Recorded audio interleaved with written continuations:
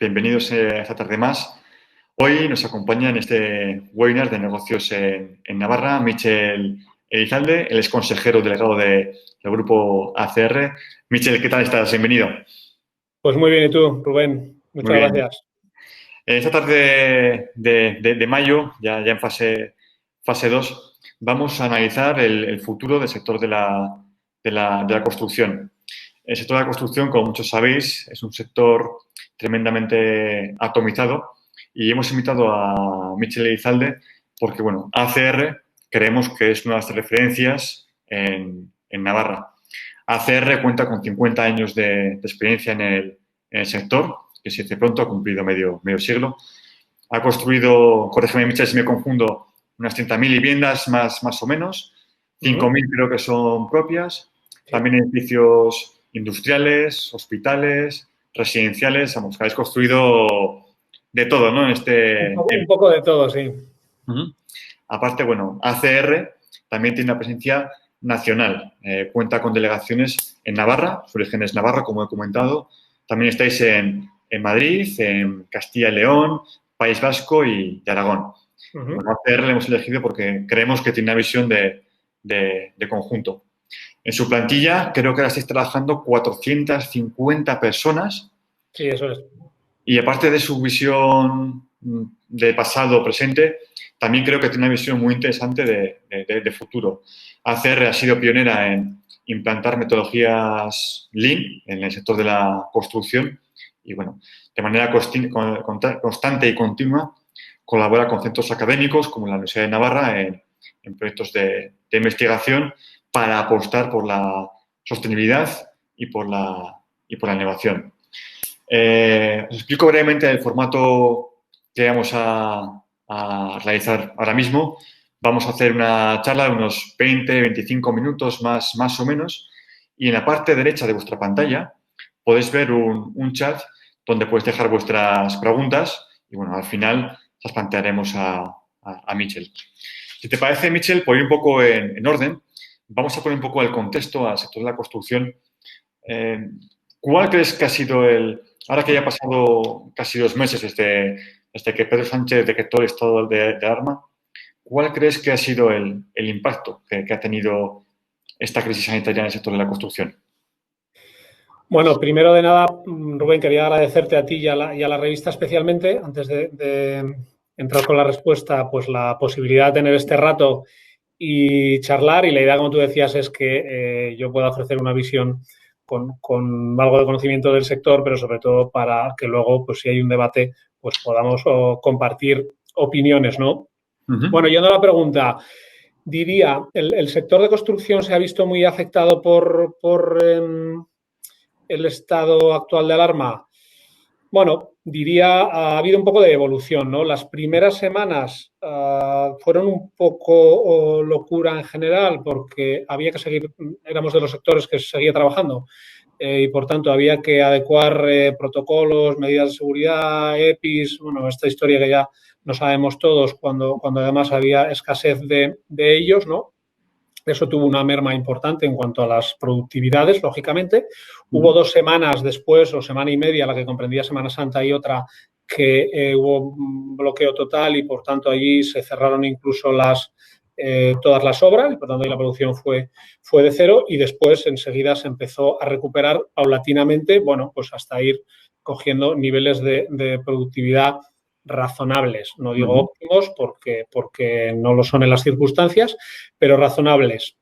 Si nos vamos a términos un poco de números, hay estudios que dicen por ahí que, bueno, pues digamos que durante estos días el sector en su conjunto, construcción, ingeniería, arquitectura, todo el conjunto del sector, pues ha perdido como 150 millones de producción al día. Eso supone más o menos cerca de los 10.000 millones en lo que llevamos de pandemia, ¿no? Bueno, es importante, pero sobre una producción estimada para este año de 180.000 millones, hablo a nivel nacional, bueno, pues tiene un impacto, pero tampoco es un impacto tan crudo o tan violento como han tenido otros muchos sectores, ¿no? En términos de empleo, que seguramente este año era un año para la construcción de crecimiento neto claro en cuanto a empleo. Bueno, las perspectivas hoy dicen que es posible que pierda algo de empleo. Estamos en el entorno del 1.400.000 y algo trabajadores a nivel nacional, 16.000 en Navarra. Pues se espera pues, que se pierda del orden de 80.000. Pero bueno, insisto, todavía es temprano, sobre todo para saber cuál ha sido la afección real a lo que va a ser el futuro de las compañías y de toda la estructura que hay dentro del sector de construcción. Y, por ejemplo, Michel, en este tiempo, ¿habéis notado falta de suministros, de materiales? ¿Eso ha afectado? Mira, yo diría, a ver, hemos notado algo en algunos casos concretos, pero muy concretos, muy específicos, donde durante una temporada en determinados sitios, no es el caso de Navarra, pero sí es el caso de Madrid, por ejemplo, faltaron algunos oficios. Yo creo que era esa temporada donde había mucha dificultad a la movilidad y, bueno, pues ahí también hay determinada movilidad interprovincial en determinados tipos de subcontratistas en la cadena de producción, y eso sí se notó. Se ha notado muy puntualmente pues con alguna empresa que ha decidido cerrar. En algún caso a nosotros nos ha afectado pues, con algún fabricante de fachada o de temas de prefabricado de hormigón, bueno, que ha dicho, oye, con la crisis no puedo seguir adelante y por tanto tengo que dejarlo, pero no en general, diría. Y quizá esa es una preocupación muy del inicio, ¿no? Donde los que estábamos dentro del sector, desde luego en ACR hemos intentado cuidar mucho la cadena de subcontratistas que había por debajo, porque sabíamos que es la parte débil del eslabón de la cadena y hemos intentado estar también muy cerca de ellos. A día de hoy no ha habido mucha destrucción de tejido productivo, pero no quiere decir que no la vaya a haber en un horizonte de 6 meses, 8 meses, un año, porque digamos que entre las medidas de liquidez del gobierno, fundamentalmente, que sirven para oxigenar un poco a algunas compañías que han tenido problemas, las agencias de calificación de crédito que todavía no tienen los elementos como para, digamos, ponerse algo más severas en las clasificaciones de crédito, yo creo que todavía estamos moviéndonos en un momento de incertidumbre, pero mi visión en 6 meses, 9 meses es un poquito más pesimista. También relacionado con lo que estabas ahora mismo comentando, ¿de qué manera crees que puede afectar la inversión? Es decir, ¿notáis o creéis que va a afectar a la toma de decisiones de empezar nuevos proyectos, nuevas obras? Bueno, lo hablaremos al final un poco, ¿no? Seguramente cuando hablemos de tendencias y de hacia dónde va cada sector. Lo que nosotros estamos viendo hoy, nosotros y gente de la competencia con la que hablamos, es que en general todavía los clientes están manteniendo determinado apetito inversor. Es decir, ellos siguen más o menos con los planes de inversión que tenían. Y aquí estamos hablando de clientes de residencial, es decir, de promotoras, estamos hablando de clientes hoteleros, de clientes que tienen edificios de oficina en marcha, hostels, coworkings, es decir, aquí hay un poco de todo, ¿no? En general, como digo, ellos están siguiendo con sus planes. Luego, si hablamos un poco de sectores más concretos, veremos cuál va a ser la afectación a cada uno. Hay algunos que en mi opinión, aunque hoy sigan con apetito inversor, se van a ver algo tocados, como puede ser claramente hotelero, como puede ser oficinas en un plazo un poquito más largo. Pero hoy es cierto que en nuestro caso, por ejemplo, tenemos el departamento de estudios lleno, ¿no? La gran incógnita está en cómo luego van a llegar cuánto van a tardar en llegar esos proyectos al mercado, ¿no? Y eso es lo que a día de hoy no estamos siendo capaces de evaluar. Es decir, si conocíamos que un proyecto desde que nos entra por la puerta hasta que el cliente decide adjudicárnoslo a nosotros o a otra empresa de la competencia tarda X meses, pues hoy todavía no tenemos ese tiempo que cuesta y eso nos genera algo de incertidumbre. Antes, Michel, comentabas que habéis tenido problemas de suministro en Madrid. También comentabas que en Navarra, el sector de la construcción, está ahí empleados unos 15.000 empleados, más o menos. ¿Notáis diferencias en cómo ha afectado esta crisis en Navarra?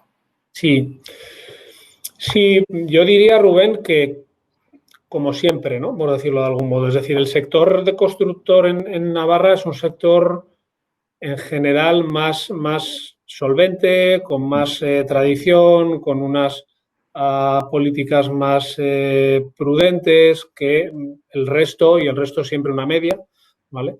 Que en el resto del territorio nacional, ¿no?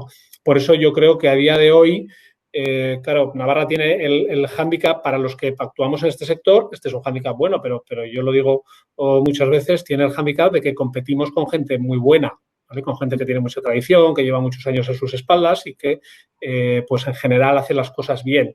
Y eso se nota porque es más difícil ver caer empresas en Navarra, cosa que en otros sitios sí se ha producido. Sin ir más lejos, antes de la crisis había un momento un poco, en general, hablo a nivel nacional, complicado de empresas, muchas empresas, algunas bastante relevantes, presentaron concurso de acreedores.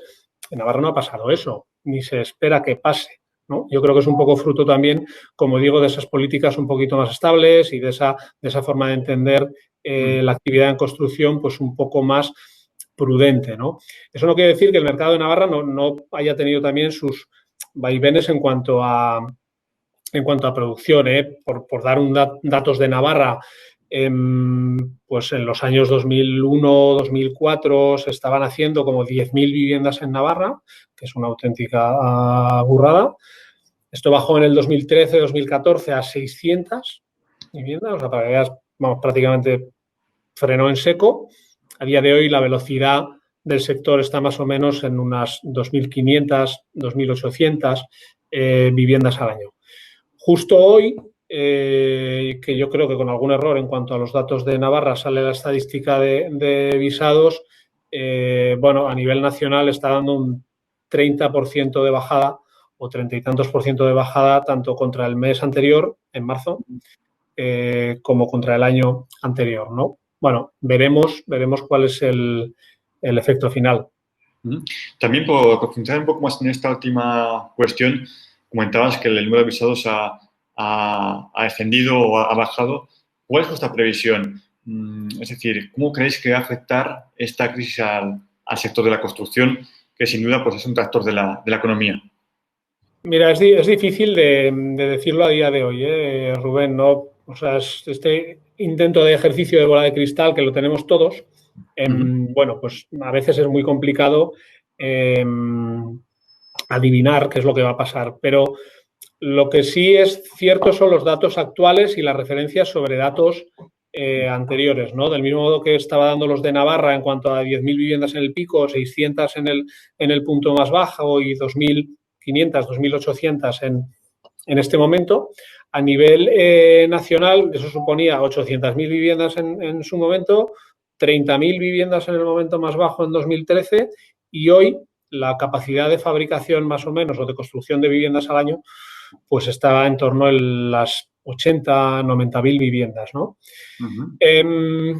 Cuando hacemos cálculos, aquí hay que ver dos cosas, ¿no? Uno, que la inmensa mayoría de esas viviendas, hablo de viviendas porque es algo que marca mucho la pauta del sector, aunque luego también hay otros usos y ya hablaremos luego, pero como digo, en cuanto a las viviendas que están en curso, la mayoría de ellas, prácticamente el 80-85% de las viviendas que se están construyendo están prevendidas, ¿no? Lo cual es una gran diferencia con la crisis anterior, porque también lees mucho por ahí y mucha gente dice, pues el sector de construcción pues le va a pasar como en la crisis anterior. Bueno, yo creo que hay grandes diferencias con la crisis anterior, ¿no? Una es esta, que prácticamente se está produciendo lo que se puede vender. Antes se estaba produciendo mucho más de lo que se debía vender y además había un stock grandísimo porque había más de 1 millón de viviendas en stock y por tanto había que vender las viviendas en stock y las viviendas nuevas que salían cada año, que además eran más de las que se podía absorber. En este momento esto no es así. Está claro que la capacidad, la vivienda está muy marcada por factores muy macro. Empleo, capacidad de adquisición, es decir, el salario, factores como la capacidad hipotecaria de endeudamiento, cómo los bancos están abiertos a dar financiación y alguna otra, ¿no? Y por tanto, pensar que la demanda de vivienda no se va a ver afectada en esta crisis es engañarse, se va a ver afectada.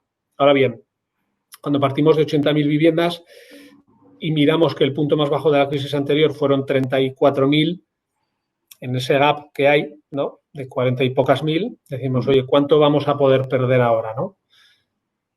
Es difícil pensar que vamos a llegar a producir 0 viviendas. Es decir, el país necesita, dicen, en general, unas 120, 150.000 viviendas al año para cubrir la necesidad de nuevos hogares. Se están produciendo 80, es decir, ya se está por debajo de eso. Es cierto, yo creo que va a haber alguna bajada en la demanda de vivienda en compra, pero por contra creo que va a haber un incremento de vivienda en alquiler. Y más, esto ya venía de antes, es una tendencia que venía de hace algún tiempo, en los últimos 2 años fundamentalmente, pero claro, ahora con la crisis todavía se va a acentuar más, ¿no? Con lo cual, de cara a las empresas constructoras, a los que nos dedicamos a, digamos, a fabricar casas, en realidad a nosotros nos da igual que el destino último de la casa sea para vender o sea para alquilar, sino lo que interesa es cuánta producción hay que hacer al año, ¿no? Por eso, hombre, yo soy cauto, creo que va a haber una bajada, pero no creo que sea demasiado significativa. Y, por ejemplo, si analizamos otro tipo de segmentos como oficinas, hoteles o sector logístico, ¿va a tener una repercusión distinta a la vivienda? Si quieres ir un poco por orden, el segmento de oficinas, que también es un sector donde trabajáis, construís, un poco la previsión. Mira, oficinas es uno de los temas del que se está hablando mucho ahora, Rubén, porque precisamente con toda la aceleración del teletrabajo, ¿no?, y de los planes que las empresas tenían de digitalización y de conciliación y flexibilización de la jornada, el primer impacto que todo el mundo cree que se produce es en el espacio físico necesario, y eso es así. Por tanto, lo normal sería pensar que la demanda de espacio para viviendas va a reducirse mucho. Yo creo que se va a reducir un poco. Esto es una opinión personal, pero creo que se va a reducir un poco, no mucho. Porque es cierto que la gente va a trabajar más en casa en general. Es decir, yo creo que esa tendencia ha venido para quedarse, no hasta el extremo en el que estamos hoy, es decir, donde las oficinas no son necesarias. Van a seguir siendo necesarias. Además, va a seguir siendo necesario un mayor espacio por empleado y, por tanto, donde antes muchas oficinas que todos conocemos eran casi como cubículos, ¿no?, donde la gente estaba, hoy va a ser necesario por cuestiones de salud. Eso por un lado. Y luego, en cuanto a la demanda de construcción para oficinas, también tenemos que tener en cuenta la parte de rehabilitación, reforma, adecuación, donde yo creo que también va a haber más actividad precisamente derivada de los nuevos condicionamientos que necesitan las oficinas para mayor salubridad, higiene, revisión de las zonas comunes, etcétera, ¿no? Con lo cual, no creo que sea un segmento de los que se va a ver, o sea, creo que se va a ver un poco afectado, pero no el que más. Quizá el que más, tanto por el corto como por el medio plazo, y cuando hablo de medio plazo es 2-3 años, sea el hotelero, ¿no?, donde claramente, es decir, aquí ha habido un cierre total del turismo y todavía va a tardar un tiempo en retomar el gran turismo y, por tanto, muchos hoteleros van a ver sus cuentas de resultados muy mermadas, ¿no? De lo que, digamos, el consenso hoy dice que seguramente el hotel de zona turística se recupere un poco antes que el de zona urbana, porque también el de zona urbana va a verse afectado por lo que decíamos antes del teletrabajo, de la menos necesidad de viajes de negocios, de la mayor necesidad de ahorro de costes en un escenario de crisis, y seguramente tiene una perspectiva un poquito peor el hotel de negocios que el hotel de playa, que no va a ser ahora, que sigue muy afectado, pero que igual dentro de un año y medio, pues empieza a levantar un poquito, ¿no? Pero creo que será más difícil ver proyectos hoteleros nuevos, me refiero a lo que toca a nuestro sector. Y, por ejemplo, en cuanto a logística, algo que se ha visto en esta crisis ha sido la necesidad de contar con centros de distribución cercanos al lugar al punto de consumo. ¿Crees que va a haber proyectos logísticos o que puede haber ahí un ligero repunte de proyectos que tengan que ver un poco en esta línea, acercar el punto de logístico al punto de consumo? Bueno, yo creo que sí, Rubén. El logístico de momento ha sido un poco el gran ganador de esta pandemia por la explosión de la venta online, ¿no? De la venta online, a veces de cosas que nadie nos planteábamos comprar online y ahora sí se compran y por tanto te las sirven desde almacenes centrales, ¿no? Con lo cual, el logístico ya venía por esa tendencia también de antes al alza del comercio online, venía ganando actividad. Creo que eso va a seguir siendo así, pero creo, como tú dices, que además vamos a empezar a ver, digamos, nudos logísticos quizá no tan grandes, y quizá no en emplazamientos tan estratégicos, quizá son, digamos, emplazamientos logísticos un poco más pequeños de tamaño, pero que acercan mucho la capacidad de distribución a las grandes ciudades o a los núcleos urbanos. Por contra, otro uso, este ha sido quizá el gran ganador, el gran perdedor ha sido el retail, ¿no? Es decir, los locales del comercio o normal, tanto el de centros comerciales grandísimos como el pequeño o comercio de calle, ¿no? Bueno, yo creo que también allí se abre una gran incógnita. ¿Cómo se va, digamos, cuánto se va a quedar implantada la tendencia de la compra online, hasta qué grado y hasta cuánto va a influir eso en la menor necesidad de espacios físicos? Quizá este sea uno de los segmentos más castigados en el futuro, seguramente. Hay un tema, Michel, que no sé si os preocupa o os ocupa, que tiene que ver con innovación. Innovación, como he dicho al principio, es una señal de identidad de ACR. ¿Qué pasa con la innovación ahora mismo? Los proyectos que a lo mejor pueden estar en marcha se han parado, van a proseguir. ¿Va a ser distinta la innovación debido a esta crisis? ¿Cuál es vuestra opinión en ACR? Bueno, yo creo que la innovación depende mucho de una mentalidad de largo plazo, ¿no? Entonces, en nuestro caso, muchos de los proyectos que tenemos en marcha ya per se, porque requieren de determinada capacidad o de determinada necesidad de investigación previa, ¿no? y de desarrollo, pues son proyectos de largo plazo.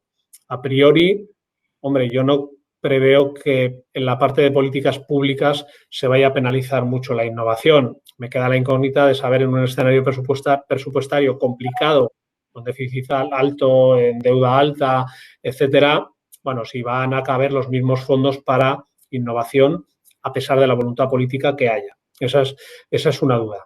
Pero en cuanto a los proyectos que en nuestro caso tenemos en este momento en marcha, no pensamos en reducir fondos en ninguno, porque la innovación creo que la tienes que abordar desde una perspectiva estratégica, ¿no? Es decir, hasta dónde es transformadora de tu modelo de negocio, hasta dónde es transformadora de la capacidad o de cómo te relacionas con tu cliente o de cómo manejas tus procesos, ¿no? Mira, yo me acabo de desconectar ahora mismo de otro webinar, en este caso era con empresas más de real estate, de la parte de tecnología relacionada en real estate americanas, ¿no? Y decía que mucha gente se les estaba acercando, para mucha gente es los tenedores de activos, el tenedor del hotel, el que tiene viviendas en alquiler, es decir, la gente que es propietaria de los edificios, para ver hasta dónde la tecnología les podía ayudar en cosas que hasta este momento no se están planteando mucho, ¿no? Control de accesos, las distancias de seguridad, la higienización, etcétera. Yo creo que ese es un efecto donde la innovación va a tener digamos, una aplicación muy cercana, pero la innovación transformadora de verdad es la que las empresas teníamos ya en marcha en este momento, ¿no? Todo lo relacionado con sostenibilidad, con construcción más verde, con menos residuos, con industrialización. Quizá hacia allí es hacia donde va a tender el mercado de construcción algo más moderno, ¿no? O a nosotros nos gusta pensar que hacia allí es hacia donde va a tender modelos de datos mucho más complejos, donde se puedan extraer muchas más conclusiones y optimizar los procesos. Bueno, todo eso yo no creo que vaya a cambiar, sino al contrario, creo que tiene que formar parte del proceso de transformación del sector en general. Justo esta respuesta que das a Michel creo que tenía que ver con una pregunta que lanzaban nuestros asistentes, que tiene que ver con estrategias, bueno, no sé si la puedes leer en el chat. Sí. Tiene que ver con las estrategias hacer el sector en general que se están emprendiendo a raíz de la crisis, si van a cambiar o van a mantener. Parece que van a seguir como decías, ¿no? Orientadas a ser sostenibles, ser eficaces, ser eficientes. Eso va a continuar estando en el sector como un leitmotiv, ¿no? Digamos.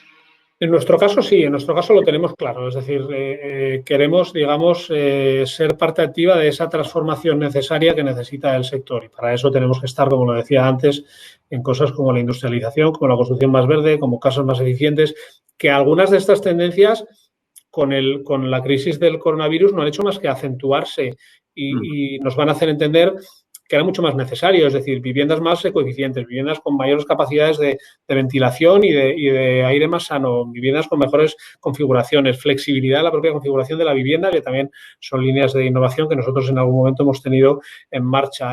Bueno, seguramente va a haber un impacto claro en la demanda de vivienda. Hoy o ayer le leía a un CEO de una de las promotoras grandes cotizadas de España que decía que ellos ya empezaban a detectar determinados cambios en la demanda de viviendas, ¿no? Pidiendo más terrazas, más balcones, mayor luminosidad, viviendas menos céntricas pero más grandes. Yo creo que eso va a pasar y seguramente a nosotros, a las empresas que nos dedicamos a todo el ecosistema que está debajo de esto, nos van a hacer cambiar en algunas cosas. Pero volviendo a la pregunta, en cuanto a la voluntad nuestra y a la estrategia de inversión, seguimos en el mismo camino y, si cabe, acelerando alguna cosa pues, que ya estaba en marcha. Otra pregunta que también plantean, como te agradecen en la presentación, que creo que ha estado muy bien lo que has ido exponiendo sobre el sector, sobre cómo está, preguntan sobre qué crees que va a estar más afectado, si la edificación o, en cambio, la obra civil. Pues mira, es difícil de dar respuesta a esto, ¿no? Porque los factores que mueven la edificación yo creo que son más fáciles de prever, es decir, la relación entre demanda y producción en lo que refiere a la edificación en general, quizá para mí porque operamos más en esto, pero creo que tiene un sentido más directo, una relación más directa. Es decir, cuando los factores de demanda, cuando el país está en crisis, los consumidores, que son los que tienen que acabar comprando casas o alquilando, los hoteleros, etcétera, normalmente retraen la capacidad de inversión y tú puedes ver una afectación algo más directa. En la parte de obra civil, muchas veces, de hecho, ¿no? En algunas posiciones económicas lo que defienden es esto, es que en los momentos en crisis es donde hay que hacer las infraestructuras necesarias para que además sirva para salir un poco de esa crisis, ¿no? No te puedo dar una respuesta muy clara. Lo que sí te puedo decir es que el momento de la obra civil en España ya era complicado, ¿vale? Había poca licitación de obra civil muy relevante. Bueno, veamos si el escenario presupuestario, lo que decía antes con las ayudas de innovación, si el escenario presupuestario sirve para poner en marcha proyectos de obra civil. Lo que sí tendría todo el sentido, y desde la patronal de las empresas que son más grandes y tienen que ver más con la obra civil, como es SEOPAN, se está pidiendo y se está ofreciendo es que caben fórmulas de colaboración público-privada, caben fórmulas concesionales, donde no es el Estado o los gobiernos locales los que tienen que estar invirtiendo, sino que son fórmulas mixtas, donde invierte el privado y tienes la capacidad de repago a lo largo del tiempo para dotar de infraestructuras que, uno, por un lado, crean mucho empleo inmediato y, dos, dotan al país de las infraestructuras necesarias, ¿no? A todos se nos ocurre que seguramente va a ser necesario mejorar las infraestructuras hospitalarias, es decir, va a haber cosas que seguramente van a ser necesarias en este país. Si el gobierno no tiene presupuestos para hacerlo, pero tiene empresas que están dispuestas a asumir la capacidad de inversión y luego ir repagando en determinados años, pues creo que puede ser una buena fórmula, ¿no? Y la obra civil va a venir muy marcada por cómo eso se acabe aterrizando finalmente. Otra pregunta que nos plantean es, preguntan por tu opinión acerca de la tendencia en cuanto a costos de construcción y disponibilidad de mano de obra. Es verdad que antes de la pandemia se escuchaba, si bien en el sector, pues que faltaba mano de obra cualificada porque bueno, se reinventó, se fue a otros sectores. ¿Y qué opinas? ¿Esto va a cambiar? ¿Va a seguir esa tendencia? ¿O cuál es tu opinión sobre esto? Mira, aquí hay dos cuestiones. Bueno, es que aquí hay muchas cuestiones asociadas. No es una pregunta sencilla y rápida de responder. Habría una respuesta rápida, que es pensar que determinados colectivos que salieron en cuanto a cifras, para que nos hagamos todos una idea, trabajaban 2,5 millones de personas en el sector, bajaron a 900.000 en el momento de la crisis, que es 1.600.000 de destrucción de empleo, y en este momento estamos en 1.400.000 más o menos, ¿no? Es decir, se supone, aunque esta es una cuenta muy bruta, que hay 1 millón de potenciales empleos o gente que no ha vuelto a la construcción. Hombre, también hay gente que se ha jubilado y, por tanto, esa cuenta no está muy bien hecha, ¿no? Pero supongamos que no es el millón, pero se acerca. Algunos dicen que con la capacidad de tracción de empleo que tiene el sector de construcción en este momento, si se fomenta la actividad de construcción como para construcción de viviendas, para vivienda asequible en alquiler, que son también planes que desde los promotores se están proponiendo al gobierno y que tienen su sentido, mucha de la gente que puede caer en el desempleo del sector servicios y que ya había estado en el sector de construcción pueda volver. Eso es posible porque esa flexibilidad puede existir. ¿Cuánto? Es difícil de estimar. A día de hoy, la realidad es que sigue habiendo grandes dificultades para encontrar profesionales en la construcción. Y si a mí me preguntas como pregunta de futuro a más largo plazo, creo que cada vez esa dificultad va a ser mayor, salvo que seamos capaces, las empresas que operamos en este sector, de transformarlo un poco o mucho y acudir más a modelos donde haya más industrialización, más premontaje en fábrica y no tanto en obra, es decir, cosas donde el trabajo de construcción pues no sea un trabajo tan duro, porque es cierto que es un trabajo tremendamente duro.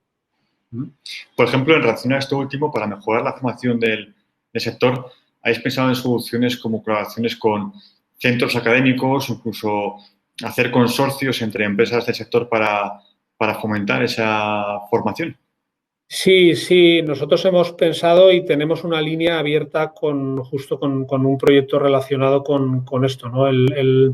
La falta de formación en el sector es un mal endémico, es decir, este es un problema que tenemos y que no parece que vaya a cambiar. Nosotros hemos puesto acciones, digamos, enfocadas desde un punto de vista egoísta como empresa, es decir, porque queremos que la formación de los trabajadores nuestros sea mejor y porque queremos que también tengamos capacidad de acceso a gente que esté mejor formada para poder contratarla cuando es necesario, ¿no? Pero eso tiene un efecto indirecto de formación general para el sector, porque cuando tú puedes abrir esas líneas o esas acciones de formación y cuando puedes tener convenios de colaboración con entidades que pueden trabajar para más empresas, colectivamente, pues lo que estás haciendo en el fondo es mejorar la capacidad colectiva de formación, ¿no? Bueno, ahí hay una tarea muy, muy ardua, pero muy bonita, que yo creo que es también poner un poco en valor el sector, ¿no? Porque uno de los problemas que tiene que ver mucho con lo que tú decías antes, con esa falta de profesionales especializados, es que en general no les resulta atractivo. Entonces dicen, bueno, ¿yo para qué voy a trabajar en esto, ¿no? Con lo cual ahí hay una labor mucho también de concienciación que es previa a esa de tener acciones y convenios con entidades de formación. Pero sí, nosotros estamos trabajando un poco en esa línea. Están escribiendo los más preguntas. La siguiente pregunta tiene que ver, bueno, con cómo prevés la salida de la crisis del sector. ¿Cómo crees que puede ser la salida de la crisis? Mira, yo creo que lo mismo que decía al inicio, que no estamos siendo uno de los sectores más afectados o más crudamente afectados, lo hemos sido y digamos que las cuentas de resultados de este año van a reflejarlo seguramente, pero quizá el impacto no ha sido tan severo de momento como para que muchos proyectos de empresas constructoras pues estén en riesgo de viabilidad seria. Creo que va a haber un efecto de segunda ola que nos llegará un poquito más tarde y no te sé decir cómo de crudo va a ser. Pero creo que en unos meses, quizá un año, podemos estar en una situación un poco más complicada. ¿Por qué? Porque, lo decíamos al inicio, en general, los promotores de, me digo, vivienda, hoteles, oficinas, esos proyectos están en marcha. Los proyectos de construcción duran 2 años en general, es decir, ahí hay una inercia donde eso va a seguir ocurriendo porque ya estaba lanzado y ya estaba prevendido con anterioridad, ¿no? El problema es que desde este momento, o desde hace ya 2 meses y medio con el inicio del confinamiento hasta a saber cuándo, la demanda se va a parar y se va a parar mucho y eso tiene un efecto de cola que va a afectar seguramente ya incluso en el 21 largo, Entonces, bueno, yo creo que como históricamente, porque esto también ha pasado en algunos momentos, nuestro sector va a tener dinámicas o olas que van a ser un poco distintas en el tiempo a las generales, ¿no? Hay sectores que tienen una afectación muy inmediata, como puede ser consumo, o puede ser automoción, o pueden ser otros. En este caso, el nuestro va a tener una ola distinta, pero creo que no nos vamos a salvar de esa ola. Hombre, mi esperanza, o me gusta pensar, que no es lo mismo cuando tú entras en una zona de baja demanda y todos están en una zona de baja demanda, que cuando la economía ha empezado a recuperarse un poquito y tu sector empieza a caer algo. Hombre, lo normal es que la duración de ese valle sea un poquito menor, ¿no? Entonces, bueno, vamos a verlo. Es difícil, ¿eh? Y yo, como decía antes, no tengo la bola de cristal, ojalá, pero creo que todavía hoy estamos viviendo una situación un poco de burbuja, por llamarlo de algún modo, que no nos ha impactado del todo. La siguiente pregunta también es complicada, es difícil, tiene que ver a lo mejor más con temas de economía y política de construcción.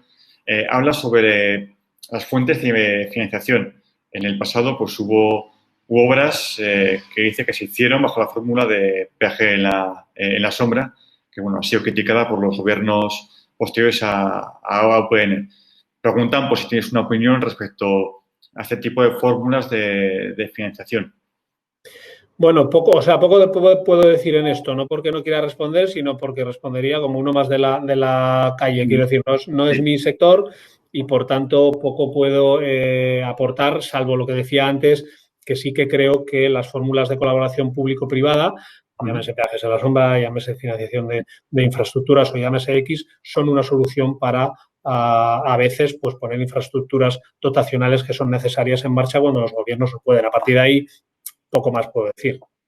También pasando a la siguiente pregunta y también pensando un poco en soluciones, preguntan por tu opinión acerca de cómo está afectando la pandemia a otros países, si tal vez pues, en mayor o menor medida que España, y si se pueden plantear o percibir como una oportunidad, ¿no? para empresas del sector. Bueno, de momento yo solo conozco lo que, digamos, bueno, lo que leo un poco y lo que estoy escuchando por ahí, ¿no? Italia nos llevó la delantera un poco en cuanto a determinada afección al sector y también nos llevó la delantera en cuanto a determinadas medidas de cierre. Creo que ellos han cerrado más tiempo que en España. De lo que leo también por ahí, creo que China ha empezado a repuntar y a remontar en la demanda inmobiliaria de forma muy clara. Algunos se quiere agarrar a eso y dicen, en España nos va a pasar lo mismo y en cuanto esto pase, enseguida va a renacer la demanda inmobiliaria. Yo quizá no soy tan optimista. Si caben oportunidades, hombre, yo creo que caben oportunidades seguramente, pero para las empresas que ya están implantadas en los países, ¿no? Que hay muchas. El sector de construcción, de hecho, las grandes tienen su cartera mayoritariamente en otros países y ahí seguro que van a salir oportunidades. ¿A un país en particular, Michel, que te guste o lo veas interesante? No para Hombre, a nivel de inversión, había muchos planes de inversión para las empresas que estaban en Inglaterra, había muchos planes de inversión para las empresas que estaban en Norteamérica, en Estados Unidos, hay grandes planes de inversión de infraestructuras. La duda es que esos casi nunca acaban llegando en algunos países latinoamericanos, pero algunos ya estaban desplegando, como es el caso de Colombia o de otros países. Bueno, seguramente yo creo que eso va a seguir existiendo. Muy bien, Michel, por nuestra parte, bueno, son ya las 7:20, hemos cumplido con el horario. No sé si a lo mejor hay alguna pregunta más de los asistentes. Si la hubiese, también, bueno, nos la pueden hacer llegar a través de revista@negociosennavarra.com y, bueno, pues os pondremos en contacto. Por nuestra parte, Michel, queremos darte las gracias por acompañarnos y estar aquí esta tarde con nosotros. A vosotros y a todos los que han asistido, desde luego. Creo que ha sido muy interesante, creo que has dado unas claves que son prácticas y que al final cumplen con el objetivo que nos buscamos y que perseguimos con este ciclo de webinars, que no es otro que aportar un poco de luz y claridad en esta situación. Michel, gracias. A ti también, al grupo ACR.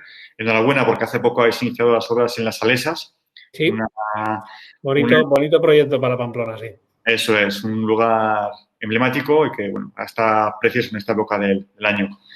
De negocios, os invitamos a que la semana que viene, el día 2, os acompañéis en la jornada que celebraremos sobre de la RSE a los ODS. Aún tenéis tiempo para apuntaros, será una jornada muy interesante. El día 4 de junio, junto con Nacho Calvo, vamos a reflexionar sobre la hostelería, que es un sector muy, muy castigado. Os invitemos a que estéis y a que nos contactéis para todo aquello que podamos seros útiles. Gracias y pasar buena tarde. Muchas gracias, Rubén. Adiós a todos.